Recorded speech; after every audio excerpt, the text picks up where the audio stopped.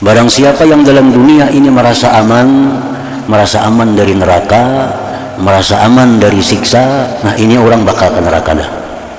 Ini orang calon penduduk neraka. Nah, jadi bila hati kita takut masuk neraka, hati kita takut diazab Allah, itu tanda kita selamat. Bila hati kita kada hirau itu, bila hati kita kada risau itu, tanda kita bakal jadi penduduk neraka. Dahinya berkeringat. Nah, orang mati itu begitunya meninggal dunia, sudah wafat, rohnya sudah keluar, dinyatakan mati, dahinya tuh bepaluhan. Disebut ngarannya rashul jabin ngarannya, dahinya bepaluhan. Kedua matanya mengalir air mata, menangis, dan kedua bibirnya kering.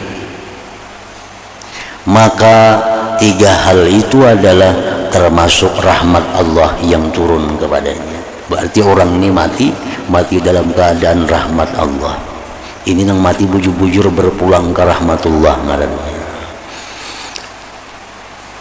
Dan apabila ia mendengkur seperti dengkurnya orang yang tercekik, warnanya, warna mukanya merah, dan kedua bibirnya pucat, maka tiga hal itu adalah termasuk siksaan Allah yang telah turun kepadanya. Berarti ini mati dalam keadaan. Arti perkataan Imam Al-Ghazali rahimahullah wa nafa'ana bi ulumih, diriwayatkan bahwasanya Huzaifah ibnul Yaman radhiyallahu anhu berkata kepada Abi Mas'ud, nang bujurnya Abi Mas'ud radhiyallahu anhu, dan ia ketika dengannya di akhir malam. Huzaifah berkata kepada Abi Mas'ud, bangunlah, lalu lihatlah saat apa sekarang. Maka Abi Mas'ud bangun, kemudian ia datang kepadanya dan berkata, awan merah telah terbit, artinya hari menjelang subuh. Maka Huzaifah berkata, saya berlindung kepada Allah dari pagi hari ke neraka.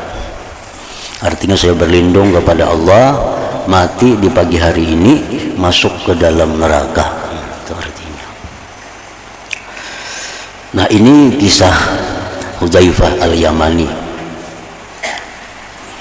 Begitu takutnya beliau menghadapi kematian, sampai-sampai beliau selalu berlindung kepada Allah agar dijauhkan dari api neraka. Padahal Huzaifah Al-Yamani ini termasuk sahabiyun jalil, termasuk sahabat yang besar, yang digelar dengan sahibu sirri Rasulullah sallallahu alaihi wasallam, yang digelar dengan sahabat yang mempunyai rahasia Rasulullah, Huzaifah Al-Yamani.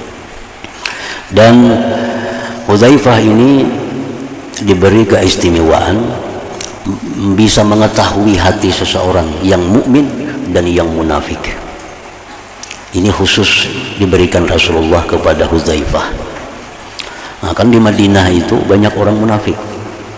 Di Madinah banyak orang-orang yang pura-pura Islam untuk menyelamatkan diri, keluarga, hartanya, lalu pura-pura Islam.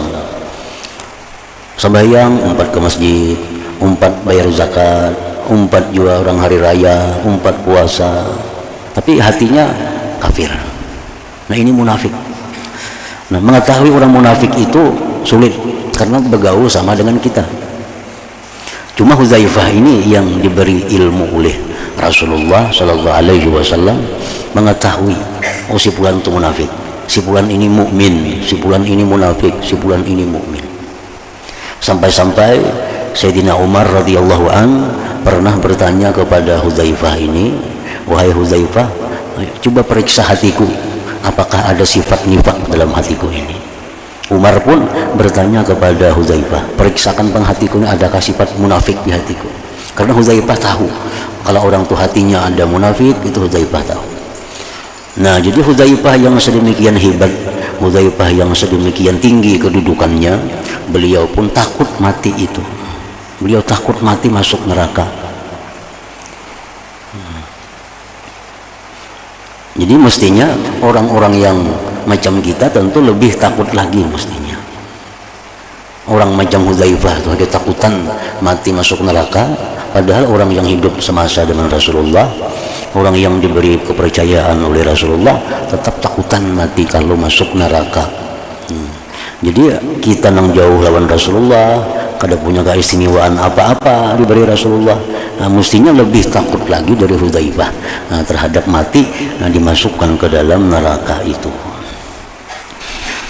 Dan sudah menjadi sebuah rumus dari Rasulullah, barang siapa yang takut matinya itu masuk neraka, barang siapa yang takut matinya itu disiksa, maka dia akan selamat di sana.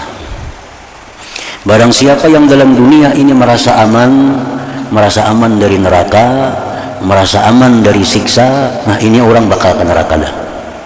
Ini orang calon penduduk neraka. Jadi bila hati kita takut masuk neraka, hati kita takut diazab Allah, itu tanda kita selamat. Bila hati kita kada hirau itu, bila hati kita kada risau itu, tanda kita bakal jadi penduduk neraka. Nah, sebab kalau kita takut dengan masuk neraka itu, kita selalu menjaga diri dari maksiat, menjaga diri dari hal-hal yang dimurkai Allah. Ini takutan bang, takutan. Banyak berdoa mudahan selamat dari neraka, banyak berdoa mudahan husnul khatimah. Nah ini alamat-alamat orang yang ahli surga.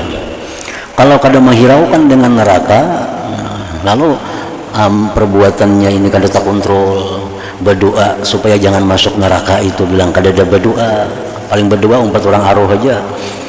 Nanti orang aruh berdoa selamat, terbuat selamatkan dari neraka aja, amin. Paling itunya. Berdoa seorang kada bisa.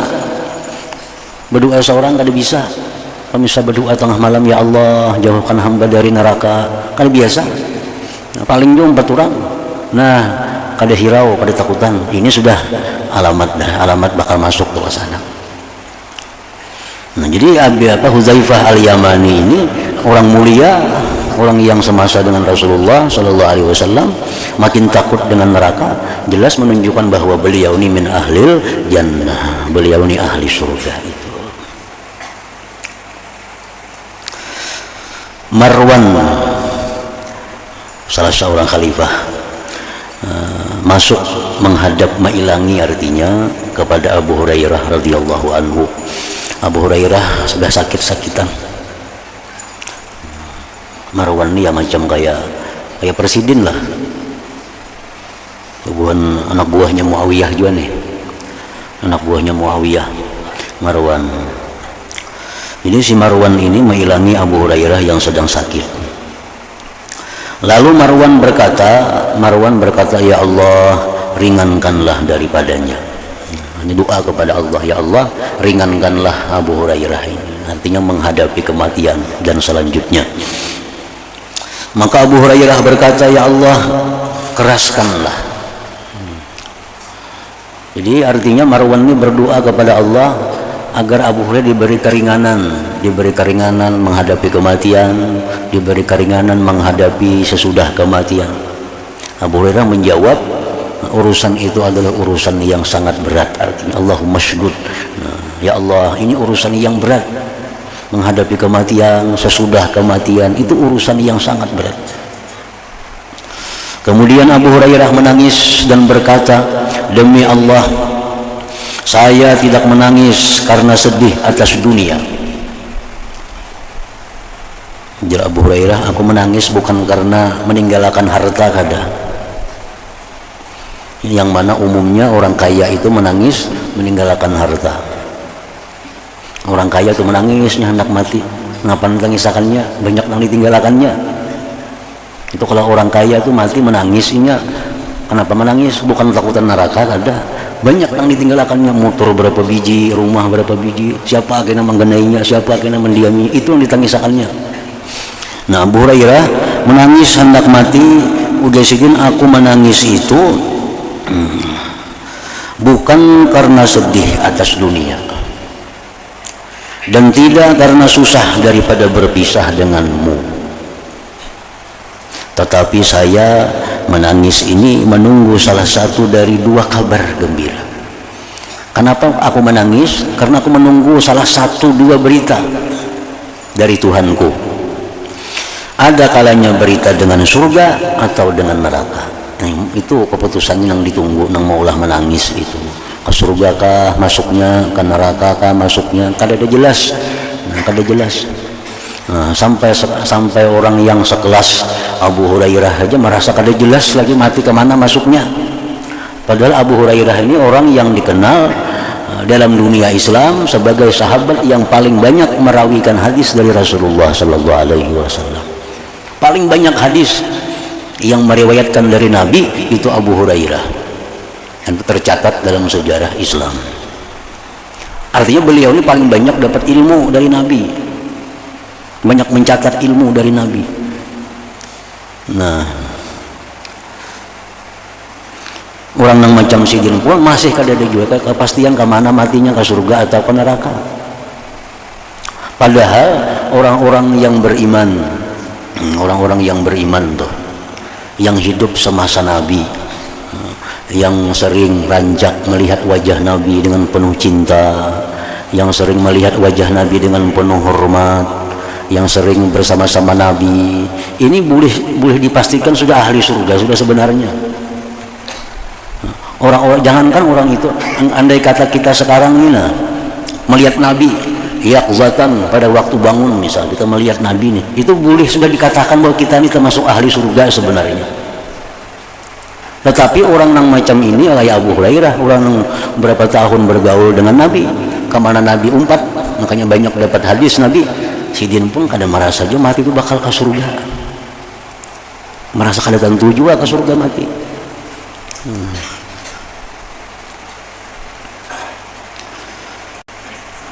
Diriwayatkan dalam hadis dari Nabi Sallallahu Alaihi Wasallam bahwa beliau bersabda, Inna Allah idza radiya an abdin qala ya malakal maut idhab ila fulan fa'tini bi ruhihi li uriha hasbi min amali qad balawtuhu fawajadtuhu haitsu uhib fayanzilu malakul maut wa ma'ahu 500 minal malaikah wa ma'ahum qadbanur raihan wa usuluz za'faran kullu wahid minhum yubashshiruhu bi bisyarati wa bisyarati sahibih wa taqumul malaikat safayn li khuruji ruhi ma'ahumur raihan fa idza nadhara ilaihim iblis wada'a yadahu ala ra'sihi summa sarakh qala fayaqulu lahu junuduhu ma lak ya sayyidana fayaqul ama tarawna ma utiya hadzal 'abdu min al-karama aina kuntum min hadza qalu qad jahadna bihi fa kana ma'suma.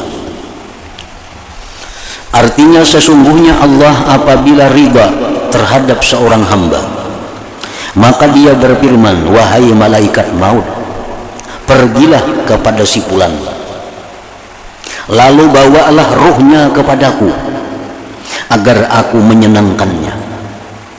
Cukup akan aku dari amalnya, aku telah mengujinya, lalu aku mendapatkannya menurut apa yang kusukai.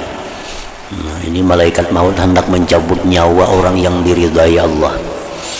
Perintah Allah, wahai Israel, jangan tulak ke sana dah. Datangi hambaku yang kuridai, itu cabut ruhnya, bawa kemari. Aku ingin membahagiakannya. Maka malaikat maut turun dan bersamanya 500 malaikat. Dan bersama mereka batang-batang yang harum dan akar za'faran. Masing-masing dari mereka memberi kabar gembira kepadanya dan berita gembira selain berita gembira temannya. Malaikat berdiri dengan dua saf untuk keluar rohnya, yang bersama mereka bau-bau yang harum. Maka apabila iblis memandang kepada mereka, maka ia meletakkan tangannya di atas kepalanya, kemudian ia berteriak. Iblis kesal, iblis kecewa melihat ini hamba Allah begitu wafat disambut oleh ratusan malaikat dengan bau yang harum. Iblis berpicik kepala, meletakkan tangannya di atas kepalanya dan berteriak. Rasulullah bersabda, lalu tentara-tentara iblis, anak buahnya, pasukannya, bertanya kepada iblis, apa yang terjadi bagimu wahai penghulu kami? Kenapa pian bebicik kepala? Kenapa pian berkuriak? Iblis menjawab, apakah kamu tidak melihat apa yang diberikan Allah kepada hamba ini daripada kemuliaan? Di mana kamu dari orang ini? Kamu kada tahu kah orang ini? Kada digoda kayaknya semasa ini hidup, kada diganggu kah semasa ini hidup, sehingga dia bisa mulia di sisi Allah. Mereka menjawab, anak buahnya ini menjawab, kami telah bersungguh-sungguh menggodanya. Nah, kami sudah seringkali menggodanya, mengganggunya supaya jangan takwa kepada Allah. Kami sudah berkali-kali menggodanya agar maksiat kepada Allah. Maka dia adalah orang yang dipelihara Allah. Nah, artinya kami menggoda kada mampan, kami rayu kada mampan, karena dia sudah dipelihara oleh Allah Subhanahu wa ta'ala. Jadi artinya bahwa orang-orang yang diridai Allah itu apabila malaikat maut datang mencabut nyawanya, maka malaikat maut itu membawa rombongan dari malaikat untuk menyambut rohnya tadi, membawa ke hadirat Allah Subhanahu wa ta'ala. Al-Hasanul Basri berkata, tidak ada kesenangan bagi orang mukmin kecuali pada bertemu dengan Allah Ta'ala. Tidak ada kebahagiaan bagi orang mukmin kecuali pada bertemu dengan Allah Ta'ala. Maka barang siapa kesenangannya pada bertemu dengan Allah Ta'ala, maka hari kematiannya adalah hari kebahagiaannya dan kegembiraannya, keamanannya, kemuliaannya, dan kehormatannya. Artinya bila mana kita ini rindu dengan Allah, kita ini cinta kepada Allah, kita ingin bertemu dengan Allah, maka hari kematian itu adalah merupakan hari kemerdekaan.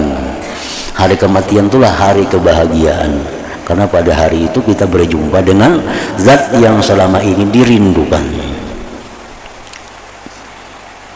Dikatakan kepada Jabir bin Zaid ketika akan wafat, apa yang akan kamu inginkan? Ujar nang maharagu memelihara, menjaga Jabir nih waktu sedang sakit. Wahai Jabir, pian hendak apa? Pian hendak apa? Jabir menjawab, memandang kepada Al-Hasan. Aku hendak bertemuan Hasan. Hasan Basri maksudnya. Maka ketika Al-Hasan masuk kepadanya, maka dikatakan kepadanya, ini Al-Hasan. Wahai Jabir, ini sudah datang Hasannya. Nang pian hendak bertemuan lawan sidin, ini sudah ada sidinnya Al-Hasan. Lalu Jabir mengangkat pandangannya kepada Al-Hasan, kemudian ia berkata, wahai saudara kami, wahai saudara kami Hasan, ini saat demi Allah di mana saya berpisah denganmu ke neraka atau ke surga. Muhammad bin Wasi' berkata ketika akan meninggal dunia, wahai saudara kami, alaikumussalam, ke neraka atau Allah memaafkan. Ke neraka atau Allah memaafkan. Sebagian mereka bercita-cita agar ia tetap dalam nazak pencabutan nyawa selama-lamanya dan tidak dibangkitkan bagi pahala maupun siksa. Nah, jadi orang-orang salihin dahulu itu ada yang mengingini bahwa selama-lamanya dalam sakaratul maut, kadang menghendaki dibangkit lagi di akhirat karena takutan namun dibangkit itu bisa-bisa ke neraka mati. Biar sudah macam ini salawasan dalam sakaratul maut saja. Nah, maka takut terhadap su'ul khatimah.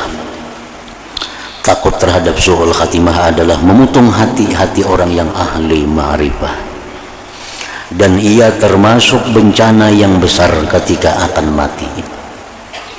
Dan telah kami sebutkan pengertian su'ul khatimah dan sangat takutnya orang-orang yang ahli ma'rifah daripadanya dalam kitab Al-Khawf war Raja yang sudah kita bicarakan dulu. Dan itu layak dengan tempat ini, tetapi kami tidak memperpanjang dengan menyebutkannya dan mengulangnya. penjelasan tentang keadaan-keadaan yang disunatkan bagi orang yang hampir mati.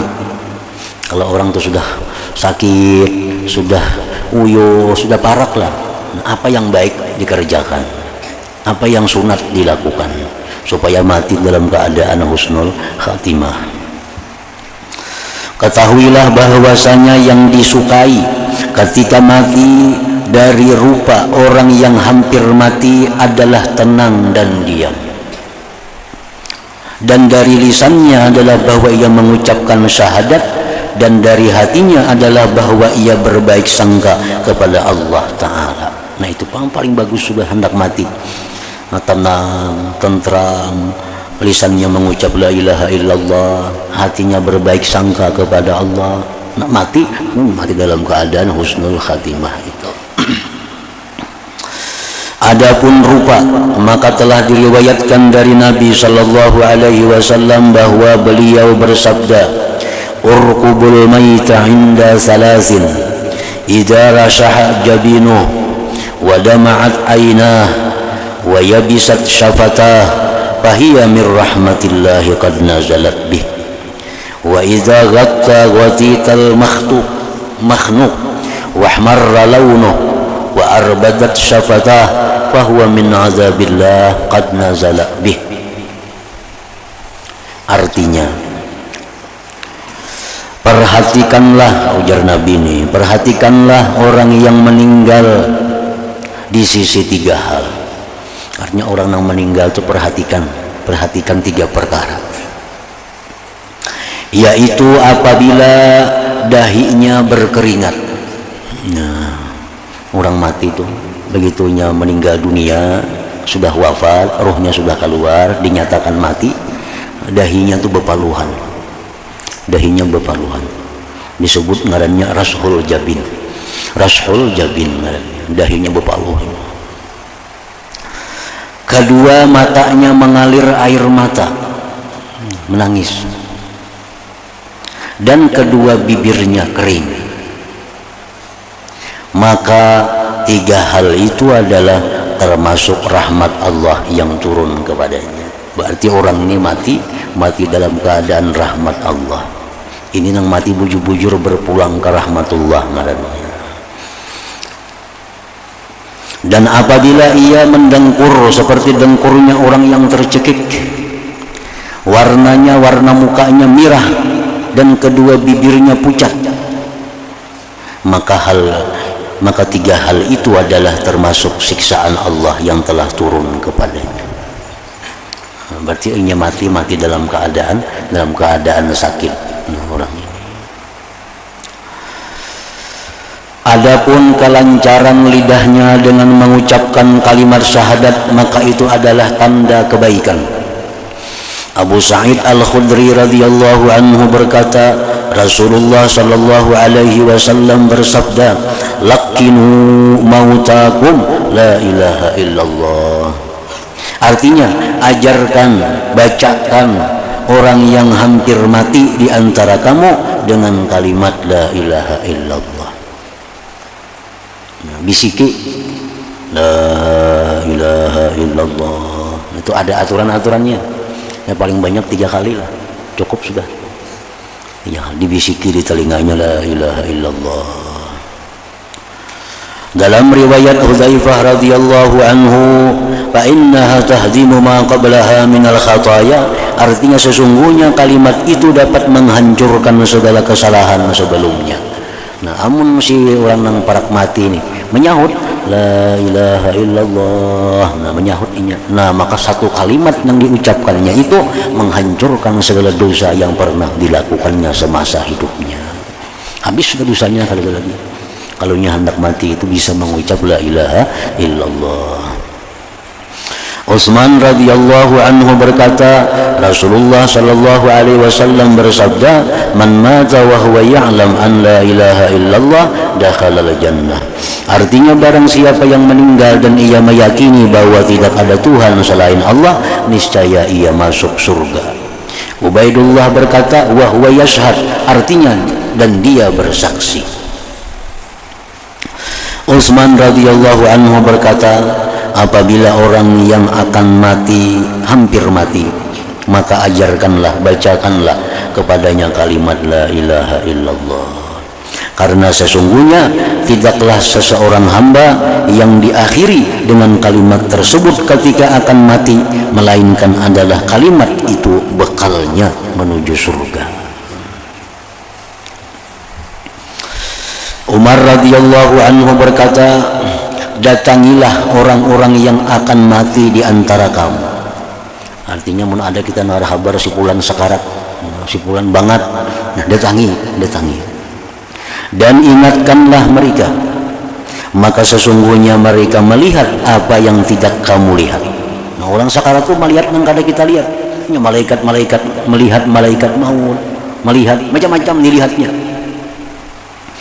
Maka sesungguhnya mereka melihat apa yang tidak kamu lihat.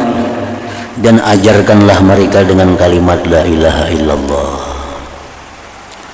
Abu Hurairah radhiyallahu anhu berkata, saya mendengar Rasulullah sallallahu alaihi wasallam bersabda, hadara malakul maut rajulan yamut fanadhara fi qalbihi falam yajid bihi syai'a fafaqqa lahyaihi fawajada tarafa lisanihi lasikan bihanakihi yaqulu la ilaha illallah faghufira lahu bi kalimatil ikhlas. Artinya malaikat maut mendatangi seorang laki-laki yang akan mati. Lalu ia melihat di dalam hatinya, maka ia tidak mendapatkan sesuatu di dalamnya. Lalu ia membuka kedua tulang dagunya, maka ia mendapatkan ujung lisannya menimpil dengan langit-langit mulutnya, seraya mengatakan la ilaha illallah. Maka diampuni baginya karena kalimat ikhlas itu. Dan semestinya bagi orang yang mentalkinkan yang hidup nih, mengucapkan la ilaha illallah itu, agar ia tidak memaksa dalam talqin. Jangan memaksakan supaya menyahut itu, jangan. La ilaha illallah dipaksakan supaya nenggaring menyahut, jangan dipaksa. Kita disuruh cuma membacakan, disuruh membacakan di telinganya la ilaha illallah. Jangan dipaksa, baca lah, kasih baca, ada usah dipaksa-paksa, itu cukup dibacakan aja. Akan tetapi ia berlemah lembut, karena kadang-kadang lisan orang yang sakit tidak dapat berbicara, lalu sulit atas yang demikian, dan talqin membawa kepada memberatkannya. Namun dipaksa-paksa itu menyulitkannya dan ketidaksukaannya kepada kalimat tersebut. Nah, ini sakitnya orang sakit dipaksa-paksa membaca kalimat itu, khawatir kalau dia benci kepada kalimat itu, nah dikhawatirkan itu. Dan dikhawatirkan bahwa demikian itu menjadi sebab su'ul khatimah. Nah, jadi kita talqin dengan lemah lembut, jangan keras, jangan nyaring, jangan berpaksaan, karena khawatir ini orang garing, ini orang dalam keadaan sakit, bila kita paksa, bila kita karasi, khawatirnya benci dengan kalimat itu, maka itu membawa kepada su'ul khatimah.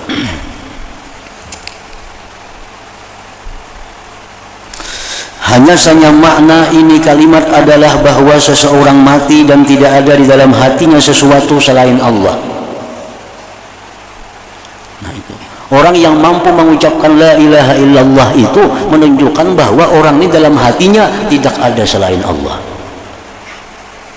Ini sulit.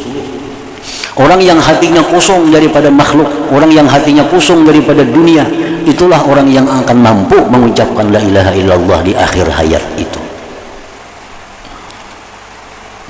Maka apabila tidak tersisa baginya sesuatu yang dicari selain Allah al-wahidul haq, maka kedatangannya dengan kematian kepada yang dicintainya adalah puncak kenikmatan baginya.